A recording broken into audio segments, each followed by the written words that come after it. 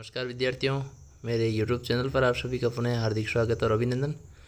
भाग 3 के अंतर्गत आज की इस वीडियो में हम कक्षा 12th के विद्यार्थियों के लिए लेकर उपस्थित हुए हैं। इस वीडियो में हिंदी साहित्य पर आधारित ये वीडियो है, जिसमें हम एक एक अंक के महत्वपूर्ण क्वेश्चनों पर चर्चा करेंगे। उससे पहले आप चैनल पर नए हैं और मुझे फर्स्ट बार सुन रहे हैं तो नीचे दिए हुए रेड बेल आइकन को दबा करके आप चैनल को सब्सक्राइब कर लें। अधिक से अधिक शेयर और लाइक करना ना भूलें। कमेंट करके अपनी राय ज़रूर दें। तो अंतराल पुस्तक के अंतर्गत सूरदास जी की झोंपड़ी ये पहला अध्याय है। इसके हम कुछ खास महत्वपूर्ण प्रश्नों पर चर्चा करेंगे और बहुत महत्वपूर्ण रहेंगे ये क्वेश्चन आपके लिए बोर्ड एग्जाम में। आप अपना प्यार सपोर्ट बनाए रखें। तो इसमें आपके पहला क्वेश्चन है, विद्यार्थियों की सूरदास की झोंपड़ी पाठ के लेखक कौन है? तो जल्दी से आप सोच के बता दीजिए। इसका राइट आंसर है मुंशी प्रेमचंद।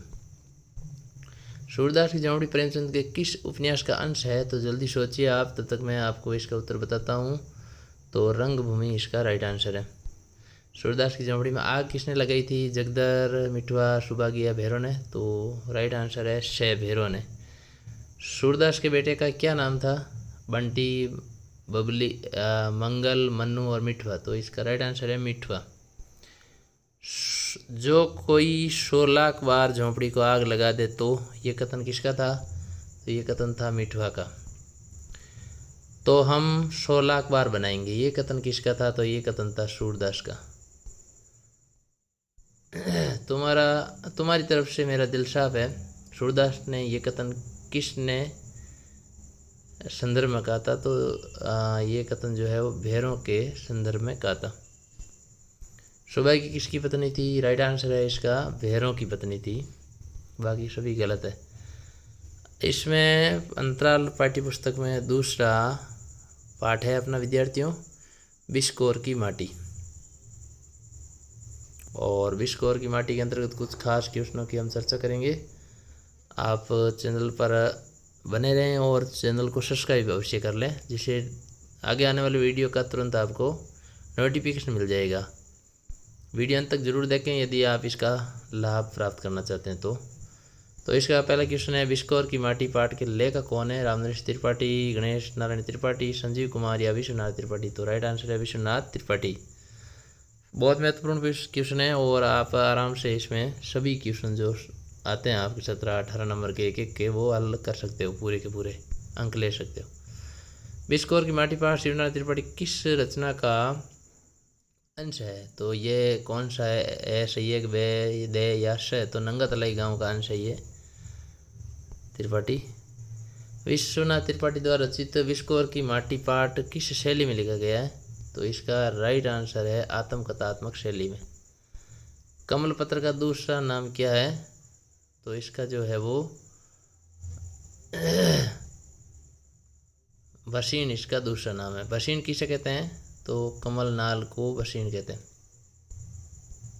कोया क्या है? एक जल पुष्प है, जलीय पुष्प है।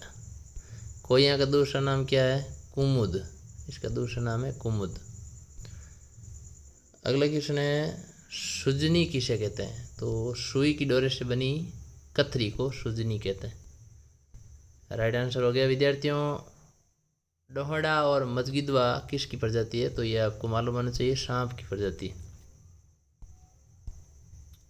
अगला क्वेश्चन है विद्यार्थियों, भीष्म साहनी का नेहरू जी से परिचय कहाँ हुआ था? सबसे पहले तो कश्मीर में हुआ था। और लास्ट क्वेश्चन है, भीष्म साहनी का यासिर अराफात से परिचय कहाँ हुआ था? तो इसका जो राइट आंसर है वो है आपके ट्यूनिस में। तो इसका राइट आंसर हो जाएगा ट्यूनिशिया की राजधानी में। अगला अध्याय लेते हैं विद्यार्थियों, इनको आप इस तरह से याद कर लें। अपना मालवा खाऊ जड़ो सभ्यता, प्रभाष जोशी द्वारा लिखित ये पाठ। तो ये जो पाठ है वो सभ्यता में स्तंभ किस अखबार से लिया गया? तो इसका राइट आंसर है जनसत्ता। अपना मालवा खाऊ जड़ो सभ्यता में स्तंभ के लेखक कौन है? तो ये स्तंभ के लेखक हैं प्रभाष जोशी। अपना मालवा खाऊ जड़ो सभ्यता पाठ की मूल समस्या क्या है? यह आपको ध्यान रखना है विद्यार्थियों। क्या है इसमें? भ्रष्टाचार है, महंगाई है या ग्रामीण परिवेश की संवेदना, ये पर्यावरण संबंधी चिंता? तो पर्यावरण संबंधी चिंता। नित्री शब्द का अर्थ क्या है? चमकीली। राइट आंसर हो जाएगा चमकीली, बे। पूर्व शब्द किस अर्थ में प्रयुक्त हुआ? बाहट के अर्थ में होगा यहाँ पर। अपना मामला खाओ सभ्यता स्तंभ कब प्रकाशित हुआ? तो 1 जनवरी 2006 को जनशताब्दी अखबार में। इसके अलावा अगला क्वेश्चन है, कुंवार शब्द का क्या अर्थ है? तो मानसून के जाने का महीना, आषाढ़ कहते हैं जिसको। अपना मालो खाओ जल सभ्यता में पाठ में सदा नीरा का क्या अर्थ लिया गया? तो सदा नीरा मतलब है निरंतर बहने वाली जो होती है उसे सदा नीरा कहते हैं।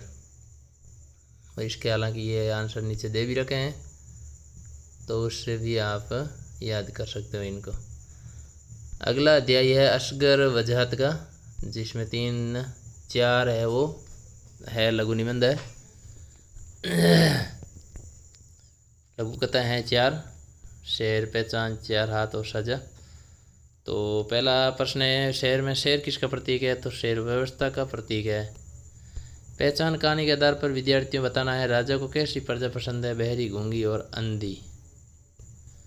4 हाथ कहानी उजागर करती है, क्या उजागर करती है? मजदूरों का शोषण। साझा कहानी के अनुसार पूंजीपतियों की नज़र है, तो इसका राइट आंसर क्या हो जाएगा विद्यार्थियों? किसानों की ज़मीन पर, ये इसका राइट आंसर हो जाएगा। साझा कहानी में हाथी किसका प्रतीक है? तो ये जो क्वेश्चन है वो है पूंजीपति वर्ग का प्रतीक है। 4 हाथ कहानी, मिल मालिक ने अपने फायदे के लिए अंतिम उपाय क्या किया? मजदूरी आदि कर दी, ये इसका उत्तर हो जाएगा। अब देखो गद्यांश से प्रसंग व्याख्या है कुछ जो आपको करनी है। तो चौधरी साहब से तो अब अच्छी तरह परिचय हो गया था। ये कौन से कहाँ से लिया गया है? तो ये प्रेमगन की छाया स्मृति आचार्य रामचंद्र शुक्ल द्वारा रचित अध्याय से लिया गया है, और इसमें चौधरी साहब की विशेषताओं का उल्लेख किया गया है। ये आपको से प्रसंग व्याख्या में करना है। प्रस्तुत अवतरण ऐसे लिखना है, प्रस्तुत गद्यांश या लिखना प्रस्तुत अवतरण। अगला क्या है? बालक के मुख पर विलक्षण रंगों का परिवर्तन हो रहा था। तो ये जो पाठ है वो आपके सुमिरन के मन के, प्रस्तुत अवतरण सुमिरन के मन के अध्याय से बालक बच गया लघु निबंध से लिया गया, और इसमें शिक्षा, बालक की शिक्षा ग्रहण करने की सही उम्र के बारे में बताया गया, उसका वर्णन किया गया। तो इसको भी आप ज़रूर अच्छी तरह से याद रखें।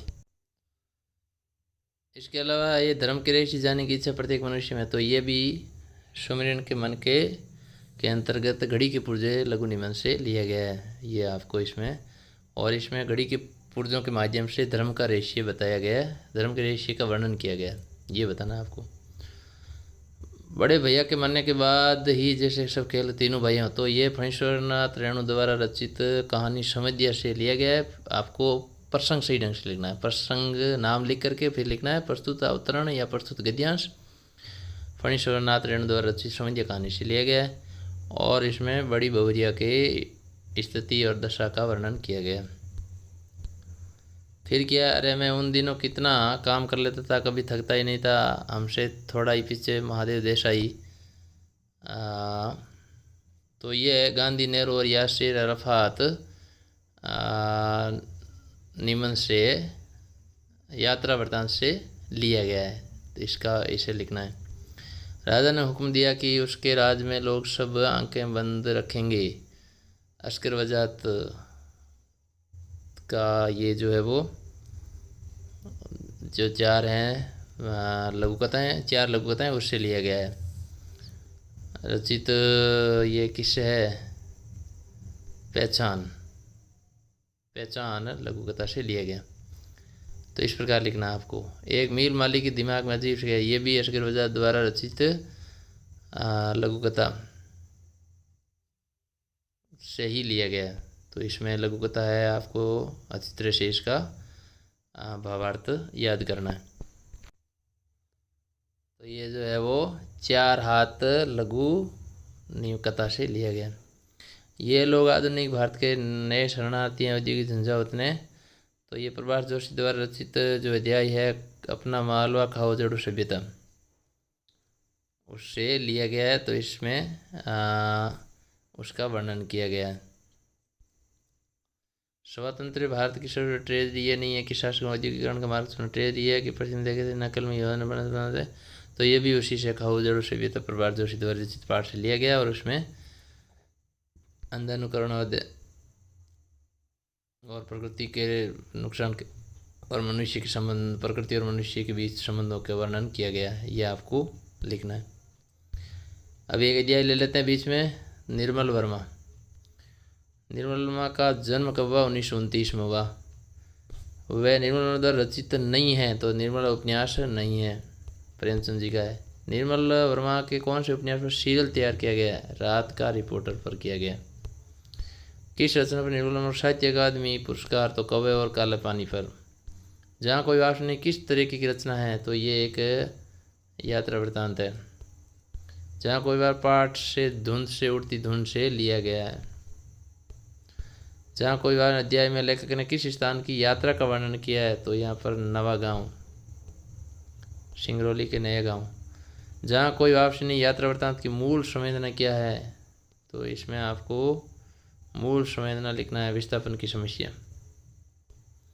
सिंगरौली का नाम किससे निकला है? श्रृंगावली पर्वतमाला से निकला है। तो ये आपको इसका राइट आंसर करना है। और इसके बाद में ये कुछ और हैं। अभी तक उसके जीवन में कोई लड़की किसी अहम भूमिका में नहीं आई थी। तो ये जो है वो ममता कारी द्वारा रचित देवदास कहानी से लिया गया है और उसमें युवा अवस्था में उपस्थित मनोकामना मनोभावनाओं का वर्णन किया गया है। और ये जो मेरे सामने कुटज का लहरा था, तो ये अजर प्रसाद द्विवेदी रचित निबंध कुटज से लिया गया है और इसमें कुटज की विशेषताओं के माध्यम से प्रतीकात्मक अर्थ लेते हुए मानव को हर परिस्थितियों में संघर्ष करने की प्रेरणा का देने का वर्णन किया गया है। ये भी लिखना है। तो ये हो गया। लेखक ने किस संस्था से सिंगरौली भेजा था? तो लोकायन संस्था ने उसको भेजा था। ये आपको इसका राइट आंसर लिखना विद्यार्थियों। अब आपके आगे हैं पद्यांश की सप्रसंग व्याख्या, है ना। तो ये पद्यांश है, इनका वर्णन आपको सप्रसंग व्याख्या के माध्यम से करना, जो अगले अध्याय में करेंगे। आप इनको अवश्य याद करें। तब तक अगले वीडियो के लिए वेट करें आप, और मिलते हैं एक और वीडियो में। तब तक के लिए जय हिंद जय भारत। थैंक यू विद्यार्थियों।